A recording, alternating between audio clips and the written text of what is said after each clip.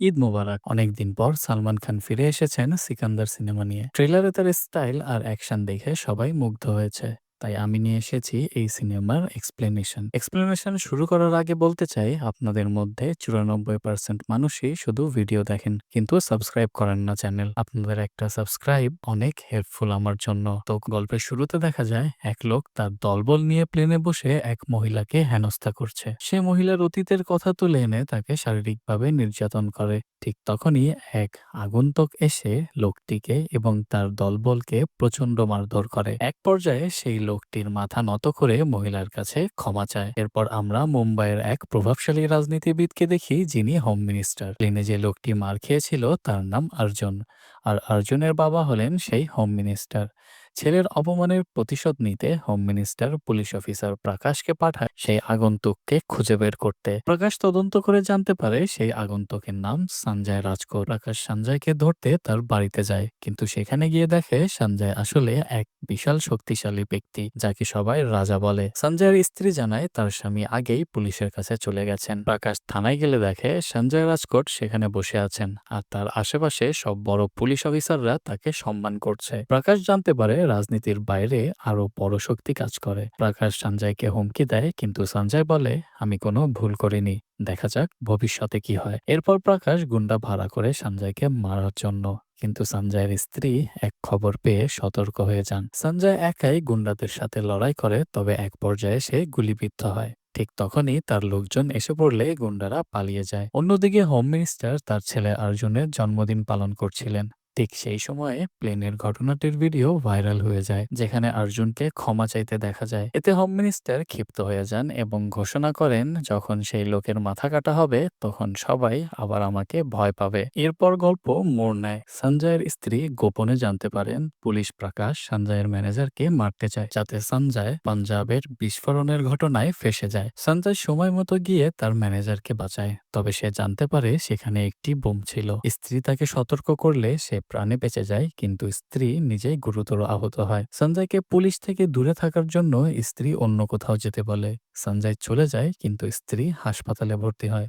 পরে জানা যায় সে অন্তঃসত্ত্বা ছিল, কিন্তু এই খবর জানার আগেই সে মারা যায়। স্ত্রীর মৃত্যুর পর সঞ্জয় জানতে পারে যে তার কিছু অঙ্গ দান করে গেছে। যখন সে জানতে পারে যে স্ত্রীর দান করা অঙ্গগুলো মুম্বাইতে আছে, তখন সে মুম্বাই যাওয়ার সিদ্ধান্ত নেয়। ভালোবাসার মানুষের স্মৃতি আঁকড়ে ধরে সে নতুন পথে পা বাড়ায়। এরপর সঞ্জয় একা যেতে চাইলে তার সঙ্গী সাথী রানী সাহেবের স্মৃতি নিয়ে কথা বলে। সিনটি আরো ইমোশনাল হয়ে যায়। তারপর সঞ্জয় তার দলবল নিয়ে মুম্বাই রওনা দেয়। মনে আছে নিশ্চয়ই, মুম্বাইয়ের হোম মিনিস্টার হচ্ছে অর্জুনের বাবা।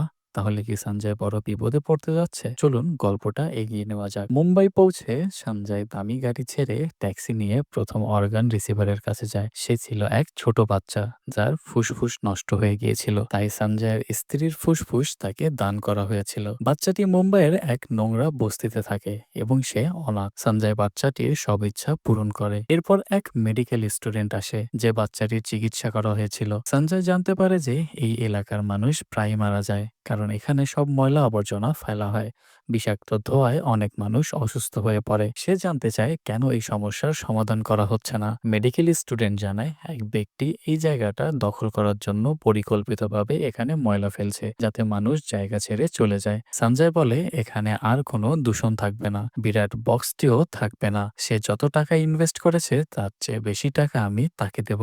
কথাটি শুনে সবাই খুশি হয়। এরপর সে এমন একজনের কাছে যায় যার চোখের সমস্যা ছিল এবং তার স্ত্রীর চোখ তাকে দান করা হয়েছে। তাকে দেখে সঞ্জয় তার স্ত্রীকে স্মরণ করে এবং ওই পরিবারের কিছু সমস্যার সমাধান করে। এরপর সঞ্জয় তৃতীয় রিসিভারকে দেখতে হাসপাতালে যায়। সেখানে জানতে পারে রোগীর অবস্থা আশঙ্কাজনক। সঞ্জয় দ্রুত এক বিশেষ মেডিকেল টিমের ব্যবস্থা করে, যাতে রোগী ভালো হয়ে ওঠে। এই তিনজনের মধ্যে সাইশ্রী ছায়া খুঁজে পেয়ে সঞ্জয় রাজকোটে ফিরে যাওয়ার সিদ্ধান্ত নেয়, কিন্তু যাওয়ার পথে হোম মিনিস্টারের ভাষণের কারণে সে ট্রাফিকে আটকে যায়। সেখানে এক পুলিশ তাকে দেখে অর্জুনকে ফোন দেয়। অর্জুন প্রথমে বিশ্বাস করে না, কিন্তু পরে প্রকাশের ফোন পেয়ে নিশ্চিত হয়। এদিকে টিভির পর্দায় সঞ্জয়কে দেখে চমকে ওঠে হোম মিনিস্টার এবং ছেলেকে তাকে ধরার নির্দেশ দেয়। অর্জুন দ্রুত গাড়ি নিয়ে সঞ্জয়ের পিছু নেয়, কিন্তু ধাওয়া করতে গিয়ে এক সময় অ্যাক্সিডেন্টে মারা যায়। অন্যদিকে প্রকাশ রাজমহলে গিয়ে জানতে পারে সঞ্জয় রাজকোটে গেছে শুধু অর্গান রিসিভারদের দেখতে। সে দ্রুত হোম মিনিস্টারকে বিষয়টি বিষয়টি জানায়। সঞ্জয় রাজকোট যাওয়ার উদ্দেশ্যে ট্রেনে উঠলে জানতে পারে সাইশ্রীর দেয়া এক অর্গান রিসিভারের অবস্থা ভালো না। সে আবার মুম্বাই ফেরার কথা চিন্তা করে, কিন্তু তার লোকেরা জানায় দূর থেকে তাদের সাহায্য করা সম্ভব। যদি সে এখন ফিরে যায় তাহলে তার জীবন বিপদে পড়বে। তাই সে রাজকোট যাওয়ার সিদ্ধান্তটাই রাখে। পথে হোম মিনিস্টার ফোন দিয়ে জানায়, আমি 3জন অর্গান রিসিভারের ব্যাপারে জেনে গেছি, তাদের বাঁচতে দেব না। আরো বিভিন্ন হুমকি দেয়। সঞ্জয় এবার চ্যালেঞ্জ নিয়ে বলে, আমি আবার মুম্বাই ফিরবো, দেখা যাক আমাকে কে আটকায়। এই কথা বলে সে ট্রেন থেকে নেমে দলবল নিয়ে মুম্বাই ফেরে। ফিরে এসে সে সেই বস্তিতে যায় যেখানে ময়লা ফেলার কারণে মানুষ মারা যাচ্ছিল। সেখানে গিয়ে বিরাট বস্তির লোকজনের সঙ্গে লড়াই করে। এদিকে হোম মিনিস্টার পুলিশকে নির্দেশ দেয় সঞ্জয়ের কোনো এক লোককে ধরতে হবে। পুলিশ জানায় যদি সঞ্জয়ের বিরুদ্ধে কোনো কেস ফাইল করা যায় তবে তার লোকদের ধরা যাবে। প্রকাশ জানিয়ে দেয় সে বিষয়টি দেখছে। এরপর সঞ্জয় দ্বিতীয় অর্গান রিসিভারের বাড়িতে গিয়ে আবার সমস্যার সমাধান করে। সে তার স্ত্রী সাইশ্রীর স্মৃতিচারণা করে। তারপর সে তৃতীয় রিসিভারের কাছে যায়। সেখানে বাবার থেকে জানতে পারে মেয়েটি বিষণ্ণতায় ভুগছে। তার প্রেমিক অন্য কোথাও বিয়ে করতে যাচ্ছে।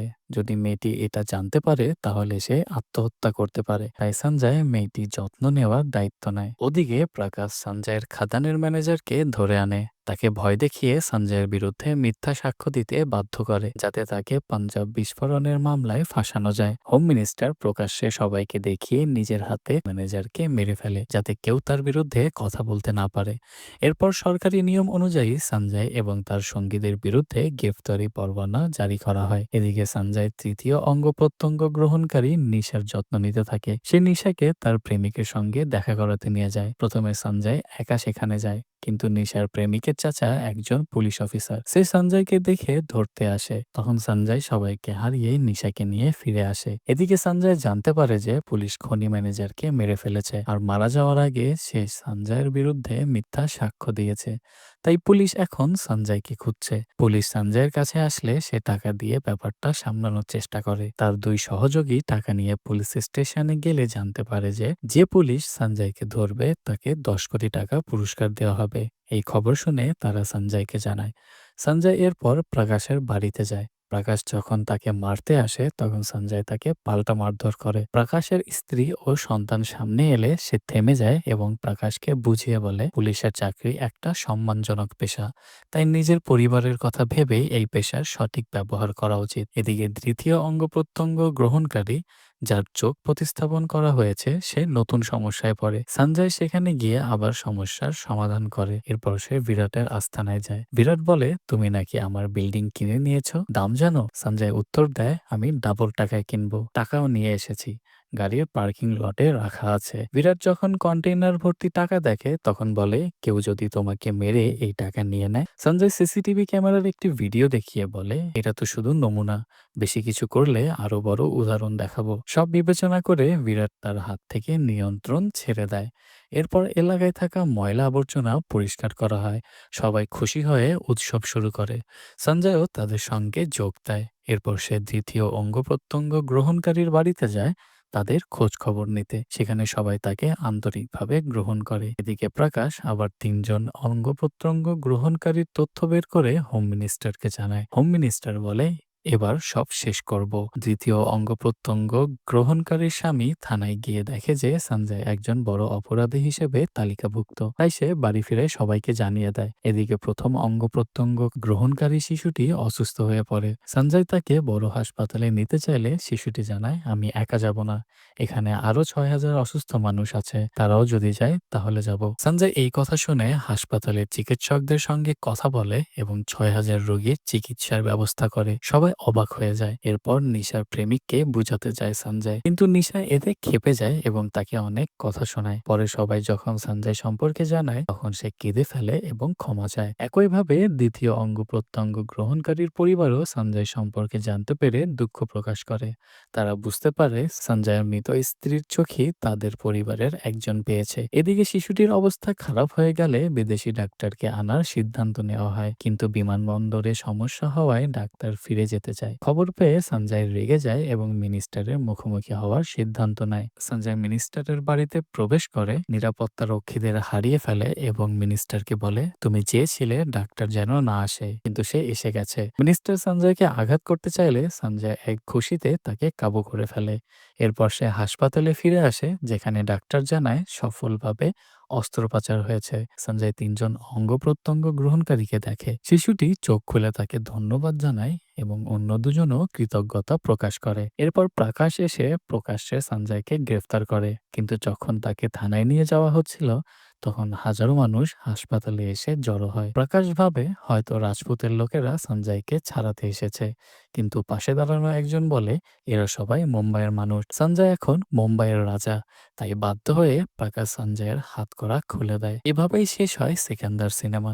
সালমান খান বহুদিন পর আবার একটি দারুণ অ্যাকশন ফ্যামিলি ড্রামা নিয়ে হাজির হয়েছেন। গল্পে আবেগ ও অ্যাকশন দুটোই ছিল, তবে আরো ভিন্ন কিছু হলেই ভালো লাগতো। আপনাদের কেমন লাগলো সিকান্দার সিনেমা আমাদের কমেন্ট করে জানান। মুভির এক্সপ্লেনেশন ভালো লেগে থাকলে ভিডিওটি লাইক, কমেন্ট আর শেয়ার করে আমাদের সাহায্য করুন। পরবর্তী ভিডিও না আসা পর্যন্ত সবাই ভালো থাকবেন। ধন্যবাদ এবং আরেকবার সবাইকে ঈদ মোবারক।